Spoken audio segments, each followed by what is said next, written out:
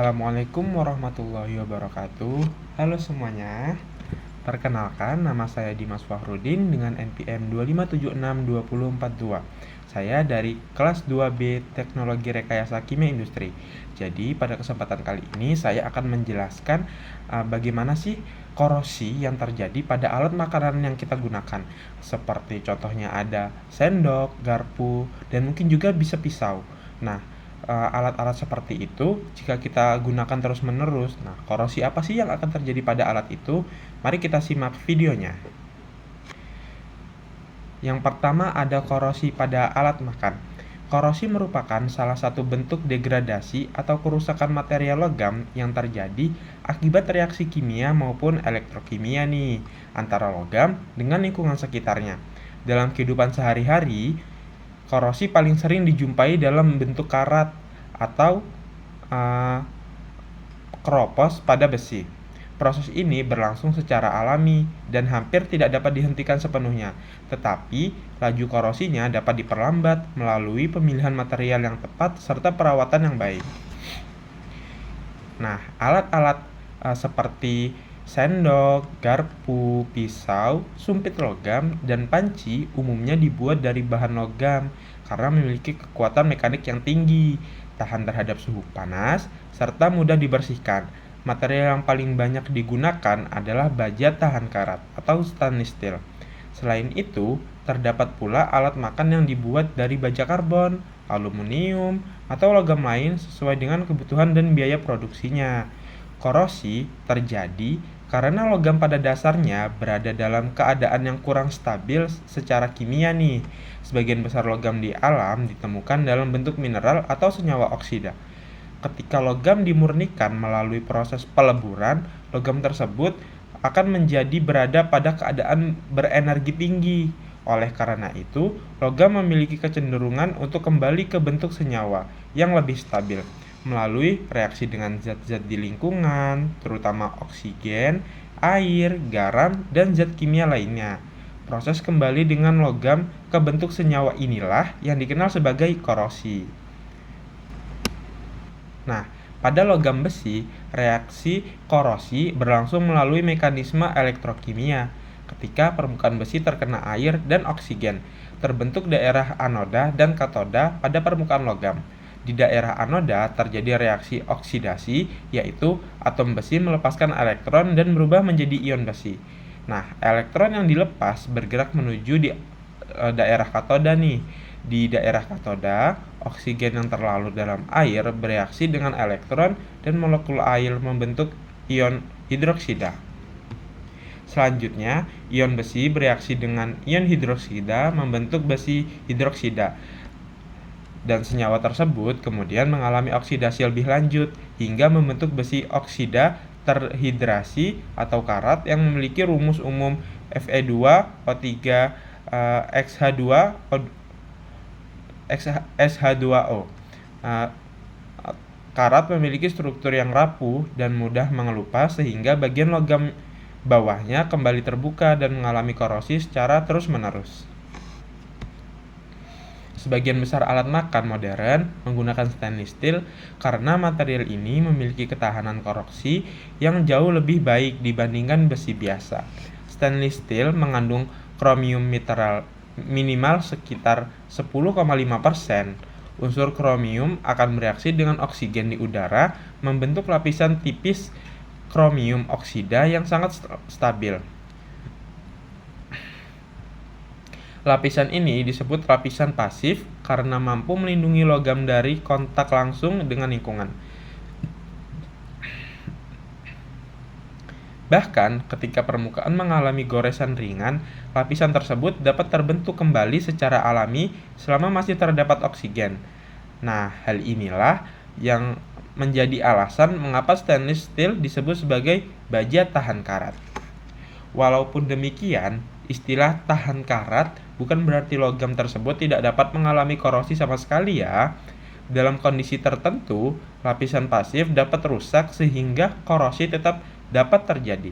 Salah satu penyebab utamanya adalah adanya ion klorida yang berasal dari garam dapur maupun air laut. Ion klorida mampu menembus lapisan pelindung kromium oksida sehingga terbentuk korosi sumuran atau pitting corrosion. Korosi ini diawali dengan terbentuknya lubang-lubang kecil pada permukaan logam yang lama-kelamaan menjadi semakin dalam. Karena kerusakan dimulai dari titik yang sangat kecil, korosi sumuran seringkali sulit dideteksi sebelum kerusakannya menjadi cukup parah. Selain korosi sumuran, stainless steel juga dapat mengalami korosi celah atau surface corrosion. Korosi ini terjadi pada bagian yang sempit, misalnya di sela-sela sambungan logam, lipatan, atau daerah yang tertutup kotoran dan sisa makanan, sehingga bagian tersebut pasif tidak dapat terbentuk kembali dengan baik. Akibatnya, daerah tersebut menjadi lebih mudah mengalami korosi dibandingkan bagian permukaan lainnya.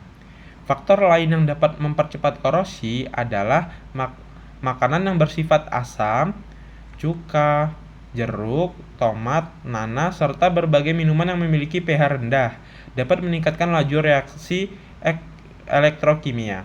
Jika makanan tersebut dibiarkan menempel pada alat makan dalam waktu lama, terutama pada alat makan yang berkualitas rendah atau permukaannya telah tergores, maka resiko terjadinya korosi akan meningkat.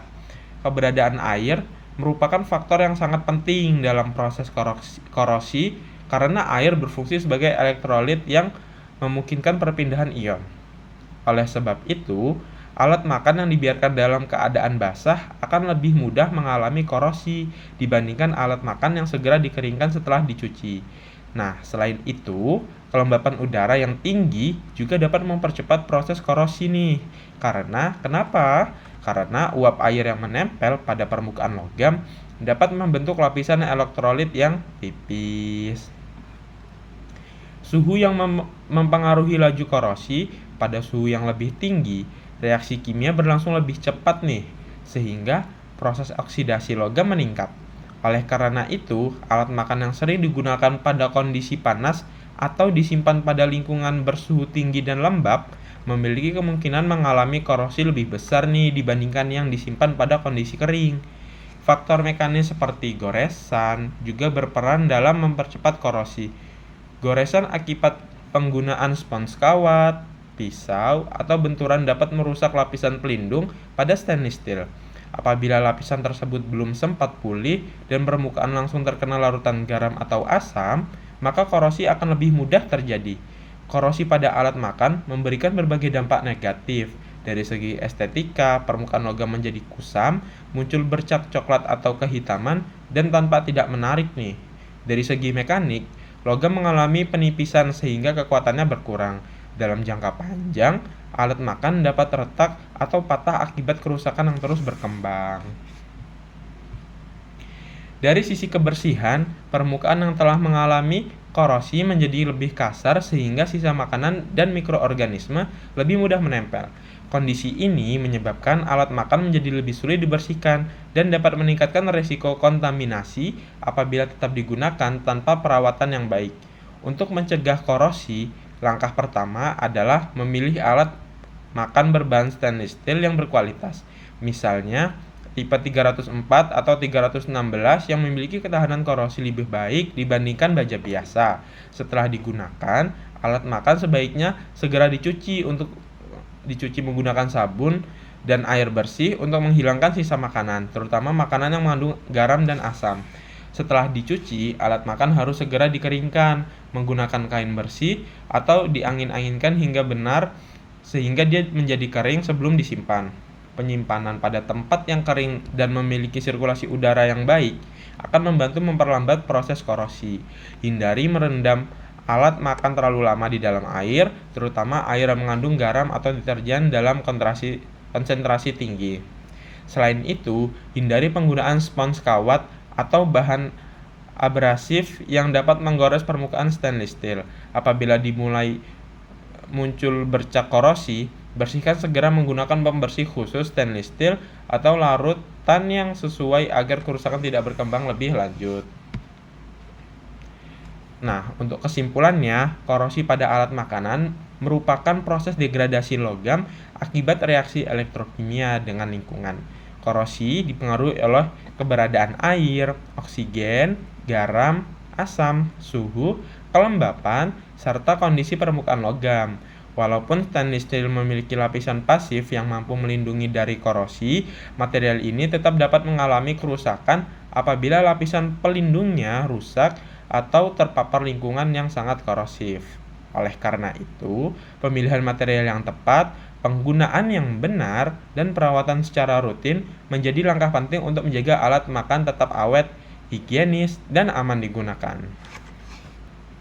Nah, gimana nih dari penjelasan materi korosi pada alat makanan yang telah saya gunakan? Kira-kira teman-teman paham nggak? Nah, cukup sampai di sini saja ya penjelasan materi korosi dari saya. Saya cukupkan. Wassalamualaikum warahmatullahi wabarakatuh. Dadah semuanya.